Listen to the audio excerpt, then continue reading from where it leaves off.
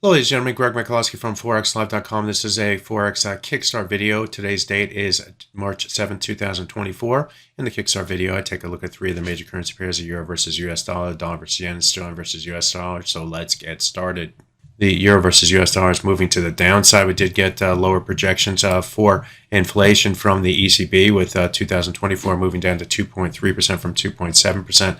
2025 at 2.1%, 2.0% versus 2.1%, and 2026 at 1.9%. ECB's Lagarde says that the Eurozone economy remains weak and highlights a slowdown in external demand in her initial comments from her press conference. And all that is helping to push the euro versus US dollar to the downside as the focus turns to that currency. If we take a look at this from a technical perspective, this move to the downside here moved up to test the 50% retracement in trading yesterday. The 50% retracement came to 1.09165. That was our target on the top side. As you can see in trading yesterday, the price did move steadily to the upside, but we did find sellers against that 50% retracement, and we started to rotate to the downside in the last few hours or so. I've seen the price break to the downside off of the ECB rate decision.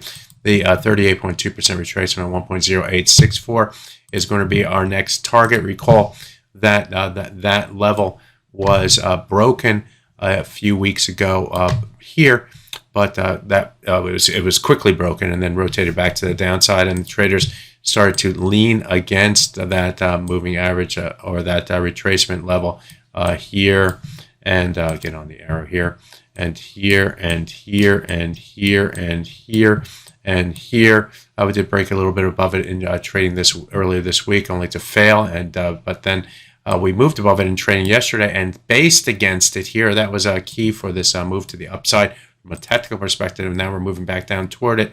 And as you can see, we're getting even closer to that level. If we break back below that 38.2% retracement, that would disappoint the buyers, or focus more back on the downside. We would then have a move to the downside, followed by a correction to the 50% retracement, and then a rotation back to the downside. So get back below that broken 38.2 increases the bearish bias for the euro versus US dollar. Let's take a look at the dollar versus the yen next, and this currency pair has seen a bigger move to the downside in trade here today, spurred on by Bank of Japan comments, tilting toward the idea that wage is going to be key for getting off of the negative interest rate environment and yield curve controls. And then we did see one of the big trade unions show that their wage demands were going to be higher than expectations, highest level in a number of years.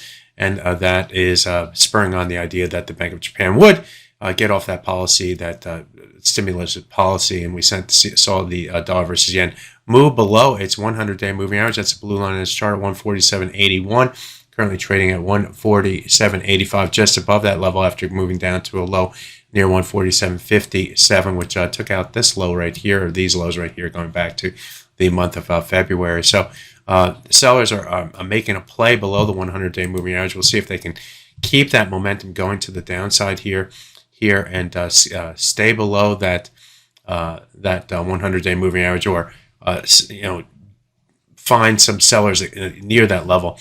If they're able to do that, then the downside is opened up. I did move the Fibonacci retracement from previous videos. You might notice I was using this level right here. Well, I've extended down to this low right here. So this is a trend move to the upside. Now, if we now on the downside, the 38.2% retracement comes at 146.81. If that would be the next key target on the downside for this pair from a retracement standpoint, if the momentum can continue away from the 100-day moving average. Ahead of that retracement level is the swing levels right through here, where we had a number of different swing lows forming this floor here. Yes, the price moved below it here, but that was fairly short-lived, and the price moved back above it. Then when we broke below it here, we used the area as a resistance here to move to the downside to our low price here before moving higher. So that level between the 146.96, 147.09 is going to be the really the next key target on the downside of further momentum away from the 100-day moving average. Then we look toward the 38.2% retracement. Those are real targets, especially if the Bank of Japan does start to lean more toward getting off their negative interest rate policy and off their yield curve controls. It will be slow and gradual, but it's a shift in policy, which is always good for price movements in currency pairs. Finally, let's take a look at the sterling versus US dollar, and this is the 4-hour chart. And while the euro versus US dollar is heading to the downside, the sterling versus US dollar is moving a little bit more to the upside. So a divergence in that as the euro sterling moves sharply to the downside. What we are seeing is that the price is moving up toward the ceiling here, which is at near the 127.71 level. That's home to swing highs right here and right here as well. And if the price can get above that level, we'll start to look toward the high prices and the high of the range that we've so many times outlined here between around the 125.94 and 128 level on the top side.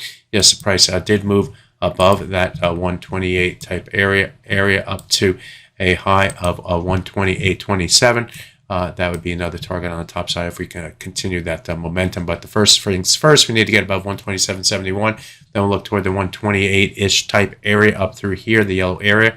And then we look up to the 128.27 level as the buyers continue to push the sterling versus US dollar to the upside. The close support now comes at 127.34, which was a high price earlier this week before rotating to the downside and extending more to the upside. So that's when I look at the three major currency pairs in this Kickstart video. Lots of movement going on. The euro versus US dollar, let's see, we're still above the 38.2% retracement. So ping-ponging between the 50% and the 38.2% retracement. Maybe that's a play. I don't know. We'll see. But watch that level at 1.0864. My name is Greg Michalowski. Good fortune with your trading. Bye-bye now.